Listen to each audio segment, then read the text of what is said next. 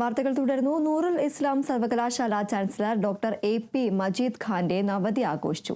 വിദ്യാഭ്യാസ രംഗത്ത് അദ്ദേഹം നൽകിയ സംഭാവനകളെ മുൻനിർത്തിയാണ് നവതി ആഘോഷം സംഘടിപ്പിച്ചത്. നവതി ആഘോഷങ്ങളുടെ ഭാഗമായി വരും തലമുറയ്ക്കായി ഒരുക്കുന്ന ബൃഹത്തായ പദ്ധതികളുടെ ഉദ്ഘാടനവും ചടങ്ങിൽ നിർവഹിച്ചു.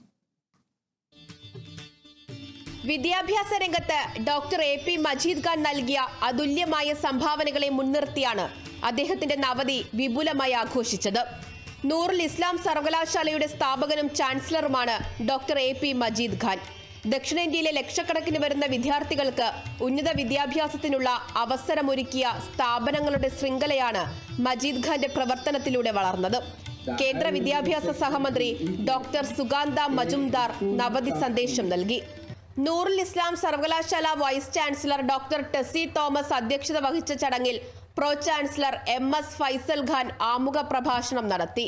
We are very proud to say it's a unique birthday celebration for a legend who contributed the entire lifetime hard work to transform the rural population to a technological era.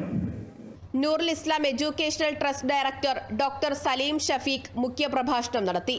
തുടർന്ന് വിശിഷ്ട വ്യക്തികൾ ഭദ്രദീപം കൊളുത്തി ആഘോഷങ്ങൾക്ക് തുടക്കം കുറിച്ചു.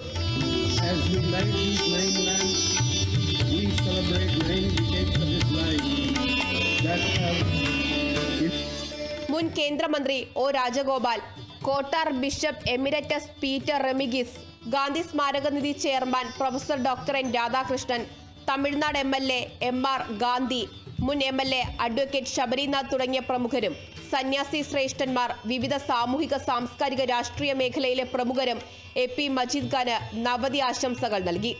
നവതി ആഘോഷങ്ങളുടെ ഭാഗമായി വരും തലമുറകൾക്കായി ഒരുക്കുന്ന ബൃഹത്തായ പദ്ധതികളുടെ ഉദ്ഘാടനത്തോടനുബന്ധിച്ച് പദ്ധതികളെക്കുറിച്ചുള്ള വിവരണം NIMS Medicity general manager doctor K S. Saju നൽകി. വിദ്യാഭ്യാസം, ആരോഗ്യം, പരിസ്ഥിതി എന്നീ മേഖലകളിൽ വികസനത്തിന്റെ കാഴ്ചപ്പാടോടെയാണ് പദ്ധതികൾ നടപ്പിലാക്കിയതെന്നും വ്യക്തമാക്കി. Kerala vision news, Thiruvananthapuram.